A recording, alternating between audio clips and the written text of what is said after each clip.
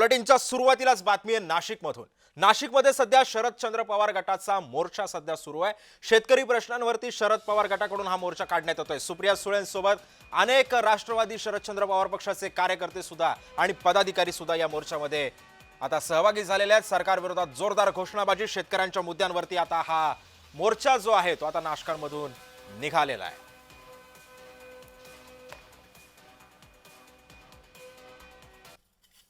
आदिवासी विभागामध्ये ही प्रथा सुरू नव्हती।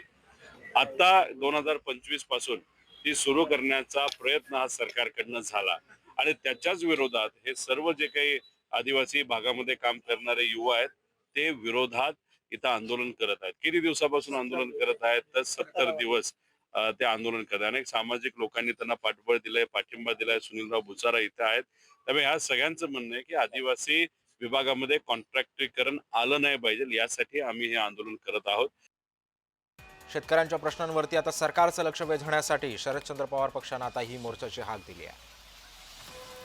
या संदर्भामध्ये अधिक माहिती देत आहेत आमचे प्रतिनिधी किरण गोटूर सध्या आपल्यासोबत आहे। किरण, नेमका हा मोर्चा आता कुठपर्यंत पोहोचलेला आहे, काय मागण्या आहेत शेतकऱ्यांसंदर्भातल्या आणि आता या मोर्चाची सांगता नेमकी कुठे होणार आहे? कर्जमाफीच्या मुद्द्यावरती हा मोर्चा जो आहे तो राष्ट्रवादी काँग्रेस शरद पवार गटाकडनं काढण्यात आलेला आहे। नाशिकच्या अनंत कानेरे मैदान ते जिल्हाधिकारी कार्यालयापर्यंत हा मोर्चा जाणार आहे आणि जिल्हाधिकारी कार्यालय पर्यंत मोर्चा गेल्यानंतर तिथे एक सभा होणार आहे आणि त्याच सभेमध्ये राष्ट्रवादी काँग्रेसचे जे नेते आलेले आहेत ते नेते भाषण करतील। अशा पद्धतीचं हे संपूर्णपणे नियोजन असणार आहे। स्वतः पक्षाचे राष्ट्रीय अध्यक्ष शरद पवार या मोर्चाला ज्या उपस्थित असणार आहेत। आताच काही वेळापूर्वी अनंत कानेरे मैदानापासून या मोर्चाला सुरुवात झालेली आहे। पाऊस आहे आणि पावसातच हा मोर्चा जो आहे आता हे निघालेला आहे। प्रामुख्याने कर्जमाफी मुद्द्यावरती हा संपूर्णपणे मोर्चा काढण्यात आलेला आहे। लवकरात लवकर कर्जमाफी मिळावी अशा पद्धतीची मागणी मोर्चात आलेल्या आंदोलकांची आहे। जेव्हा मागे विधानसभेच्या निवडणुका झाल्या त्या निवडणुकीत महायुतीने कर्जमाफी करू अशा पद्धतीचं आश्वासन दिलेलं होतं, पण 8-9 महिने लोटलेले आहेत, अद्याप कर्जमाफी मिळालं नाहीये आणि म्हणूनच हा मोर्चा जो आहे तो आम्ही काढत आहे अशा पद्धतीची भूमिका सुद्धा राष्ट्रवादीच्या नेत्यांनी हे मांडलेली आहे। फक्त कर्जमाफीच नव्हे तर शेतीमालाला भाव मिळत नाहीये। मध्यंतरी खूप मोठ्या प्रमाणात पाऊस जो आहे तो झालेला आहे, नुकसान मोठ्या प्रमाणात शेतीमालाचं झालेलं आहे। खरं तर त्याही बाबतीत अशा पद्धतीचा निर्णय घेऊन नक्कीच, त्यामुळे आता या सगळ्या पार्श्वभूमीवरती आता सरकार कितपत या मोर्चाला गांभीर्याने घेतं हे सुद्धा पाहणं महत्त्वाचं ठरणार आहे। धन्यवाद किरण, तुम्ही दिलेल्या अधिक माहितीबद्दल। दरम्यान या संदर्भामध्ये आमदार रोहित पवारांनी काय प्रतिक्रिया दिली आहे पाहूया। मोर्चाचं आयोजन करण्यात आलेलं आहे। या सगळ्या विषयावर बोलण्यासाठी आपल्यासोबत आमदार रोहित दादा आहेत। काय एकूणच मागण्या या संपूर्णपणे मोर्चामध्ये केल्या? हे बघा, सत्तेत येण्यापूर्वी या सरकारने अनेक आश्वासनं दिली होती। त्याच्यामध्ये आम्ही कर्जमाफी करतो, भावांतर योजना आणतो, दुधाला चांगला भाव देतो, लाडक्या बहिणींना 2100 रुपये देतो, पण तसं काय होताना आपल्याला दिसत नाही। आणि सरकार आता कुठेतरी शेतकऱ्याला विसरलेलं आहे। ज्या लोकांनी मतदान केलं त्यांना विसरलेलं आहे। आता ह्या झोपलेल्या सरकारला, झोपेचं सोंग घेणाऱ्या सरकारला कुठेतरी जाग करण्याची वेळ आलेली आहे। प्रभू श्रीरामाचं नाव घेऊन हे सत्तेत येतात, पण आल्यानंतर प्रभू श्रीरामाने जी शिकवण दिली तेच विसरून जातात। म्हणजे काय की दिलेला शब्द हा वचन हे पाळावं लागतं।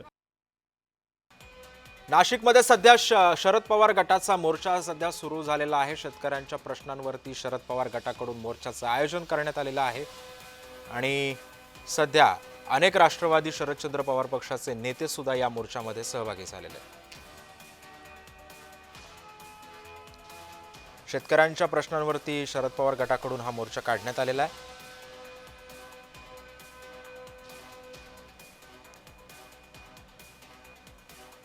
या संदर्भामध्ये राष्ट्रवादी शरदचंद्र पवार पक्षाच्या खासदार सुप्रिया सुळेंची बातचीत केली आमचे प्रतिनिधी किरण गोटूर यांनी।